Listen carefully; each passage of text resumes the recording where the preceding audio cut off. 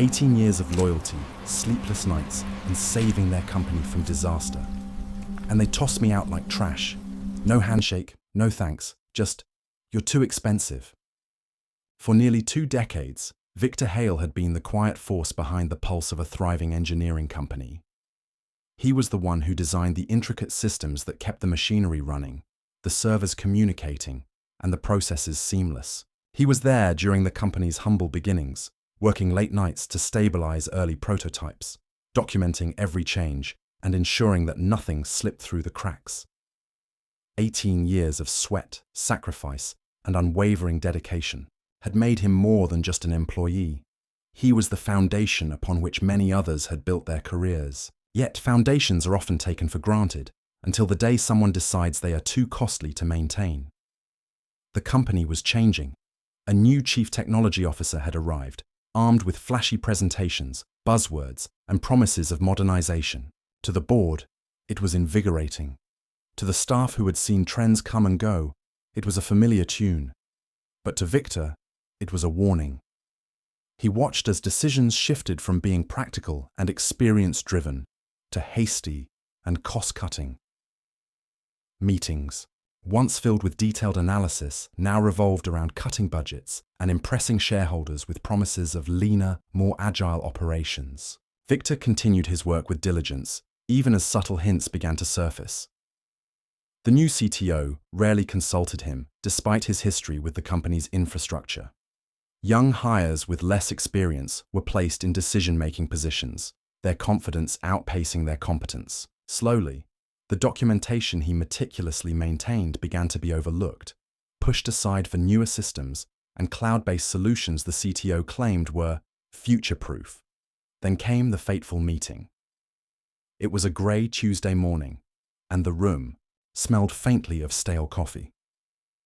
Victor sat across from the CTO, flanked by 2 HR representatives. They spoke in polite corporate tones, their smiles tight, their words rehearsed. The company was moving in a new direction. His role was now considered redundant. They thanked him for his years of service and offered him a severance package. The final blow came in a phrase so casually uttered it lingered in his ears, long after he left. He had become too expensive. Victor didn't shout. He didn't plead.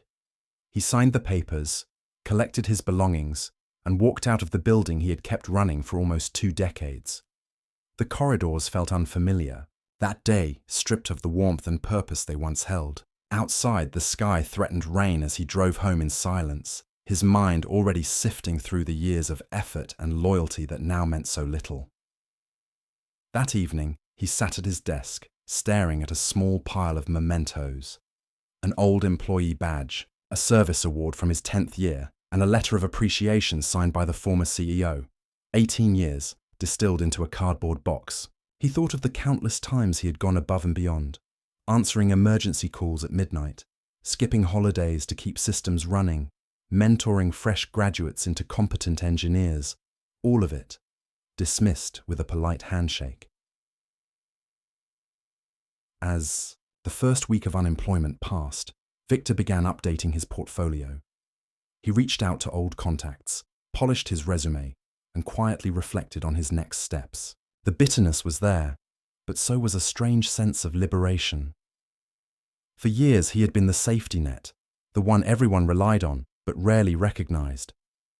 Now, for the first time in nearly 2 decades, he wasn't bound to the whims of a company that saw him as a cost rather than an asset. Yet he couldn't shake the unease gnawing at the back of his mind. He knew their systems. He knew how dependent they were on the network he had built and maintained.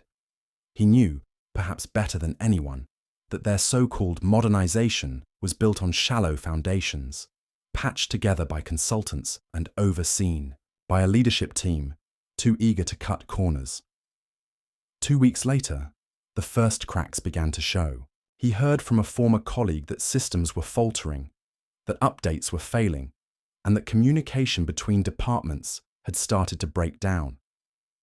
By the end of the month, rumors began circulating.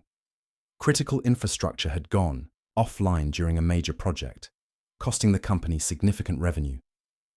Victor read the reports with a detached calm, a quiet knowing.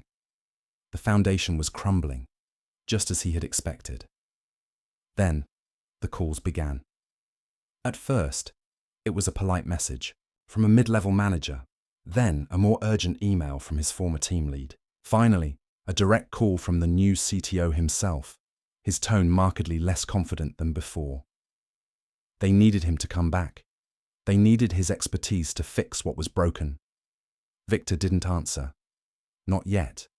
He sat back in his chair, phone in hand, and stared at the flurry of desperate messages. It was not a question of if they would beg. It was now a question of how much they would lose before they truly understood what they had discarded. For the first time in weeks, he allowed himself a small, knowing smile. The story was only just beginning. The messages piled up over the following days, each more frantic than the last. Where once there had been confidence and dismissive certainty, there was now an unmistakable undertone of desperation. The company that had so easily cast Victor aside was finding itself in waters too deep to navigate without him. Their new hires lacked the experience to untangle the complex web of systems he had carefully maintained, and their consultants, armed with expensive slide decks and surface-level fixes, were proving incapable of stabilizing the sinking ship. Victor observed from a distance. He had no desire for vengeance, yet he felt no obligation to rescue them from their own choices.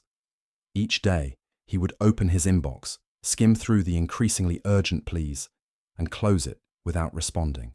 The CTO's emails became a daily fixture, full of promises of better compensation, reinstated titles, even apologies wrapped in corporate politeness. But Victor knew that behind every carefully chosen word lay the same underlying motive. To fix the mess, just enough to keep their reputations intact. Meanwhile, Victor's life took on a quiet rhythm. He attended interviews with companies that valued his expertise. He spent mornings walking in the crisp air, afternoons refining his portfolio, and evenings reconnecting with old friends who had long urged him to find a better place to work. There was a calmness to this new chapter of his life, a clarity that had been missing during those long years of firefighting crises no one else understood.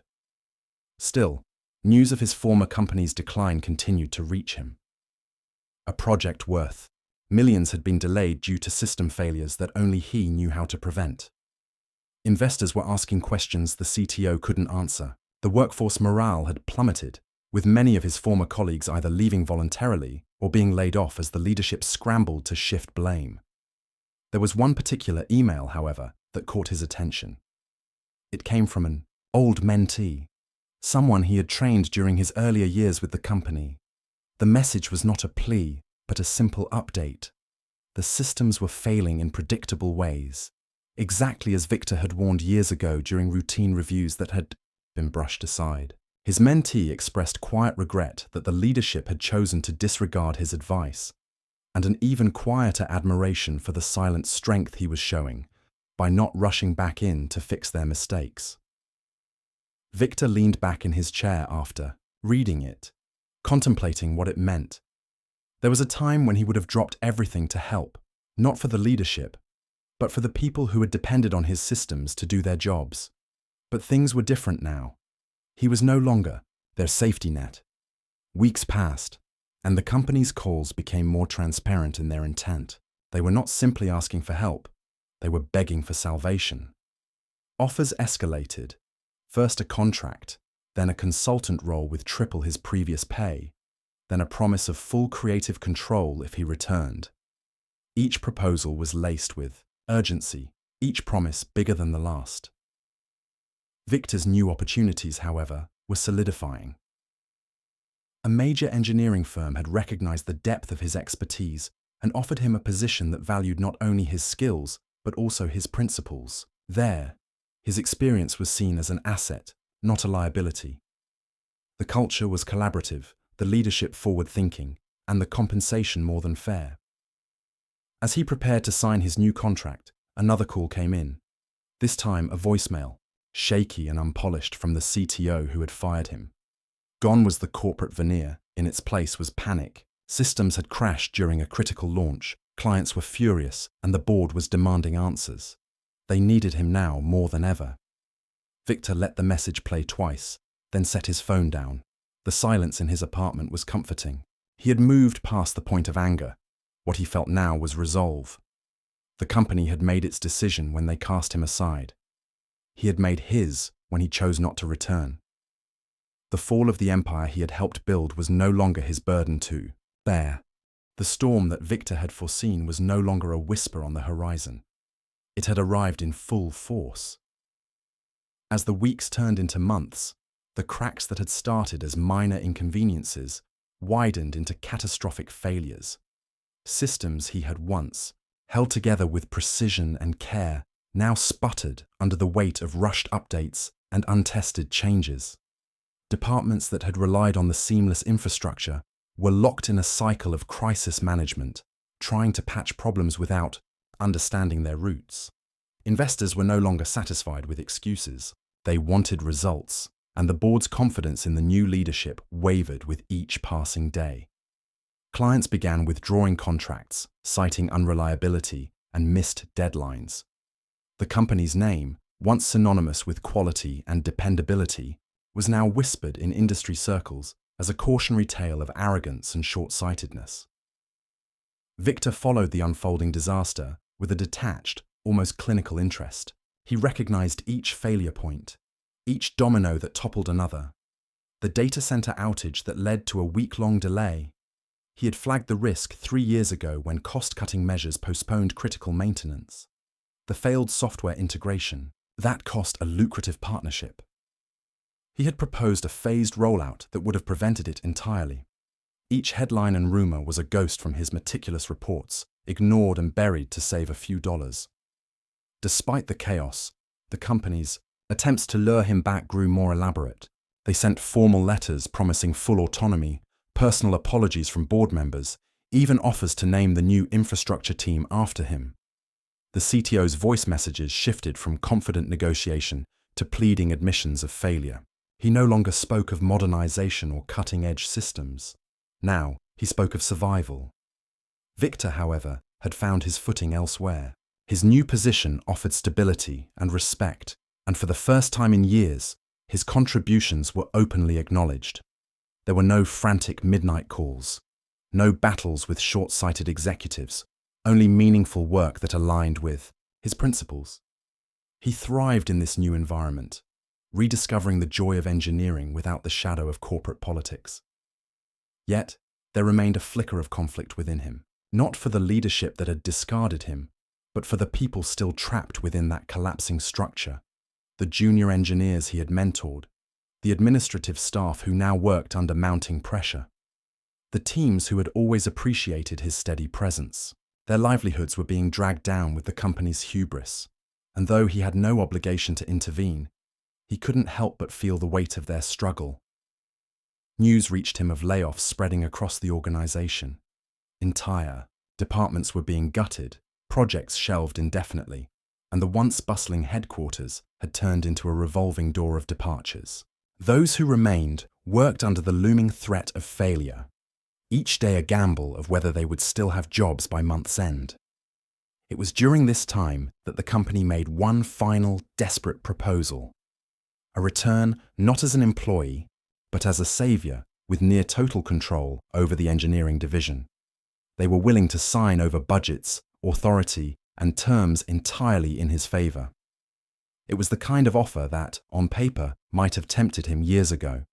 Victor read the proposal in silence. It was a document that reeked of last resorts, a plea written in the language of a collapsing empire. But for him, the decision had already been made.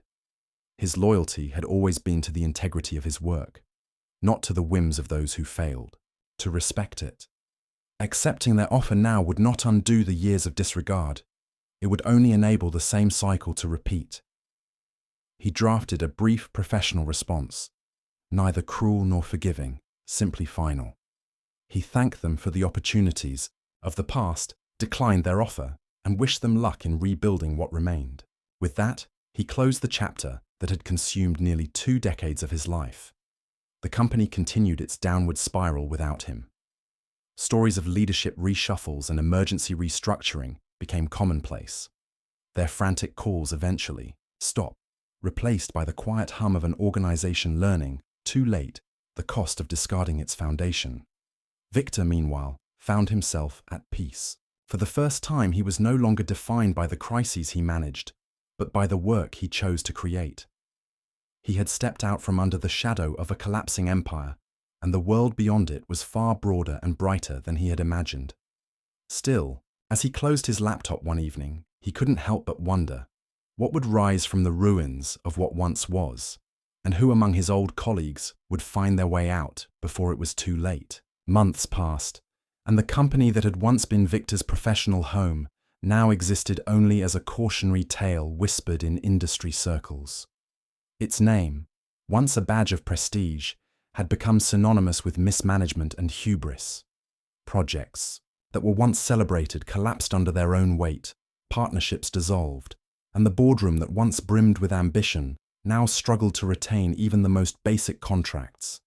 Their infrastructure, once a marvel of efficiency, had decayed into a patchwork of temporary fixes and half-measures.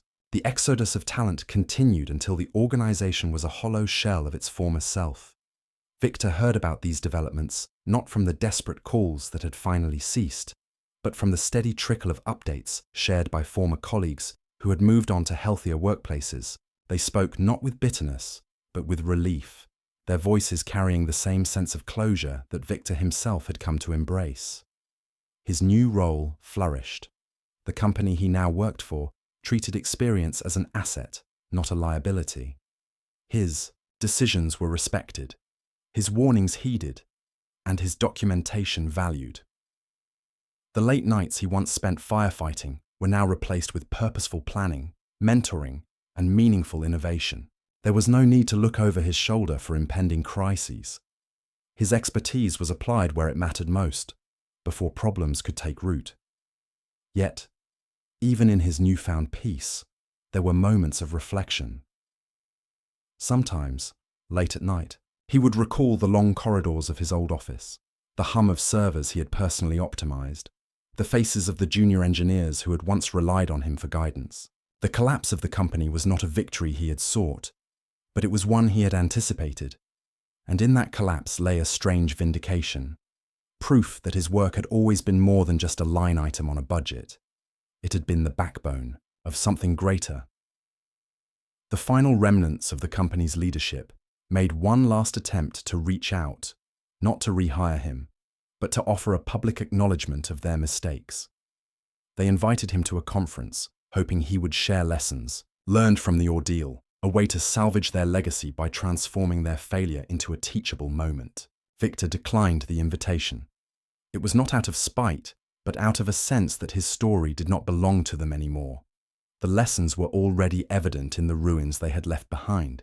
He chose instead to write privately. Anonymized case studies, insights on infrastructure resilience, and lessons on leadership circulated in professional networks, helping others avoid the pitfalls his former company had so eagerly embraced. His name began to carry a different weight, not as the silent custodian of a crumbling empire, but as a respected voice in engineering strategy and ethical leadership. One afternoon, as he walked through the quiet corridors of his new workplace, he paused by a window overlooking the city skyline. The sun was setting, casting a golden hue over the buildings. There was a time when he would have been on the phone at that hour, chasing another preventable crisis, sacrificing his evenings to patch holes for people who saw only the cost of his existence, never the value. Now, he stood free of that cycle, his work measured not in what he saved, but in what he built. The calls from his former company no longer came. Their panic had burned itself out, replaced by the silence of finality. For Victor, that silence was not empty. It was the sound of a chapter closing, firmly and completely. He had walked away, not in anger, but in principle, and in doing so, he had found something they never could. The strength to build without the shadow of desperation, the resolve to lead without compromise, and the peace that comes from knowing his worth was never defined by their balance sheets. The story of the man they called too expensive ended not with revenge, but with quiet triumph. The empire that had dismissed him had crumbled, but he had endured, grown, and risen beyond it. And in that quiet victory, Victor Hale finally found the recognition that had eluded him for 18 long years, not from the ones who cast him aside, but from the life he chose to build afterward.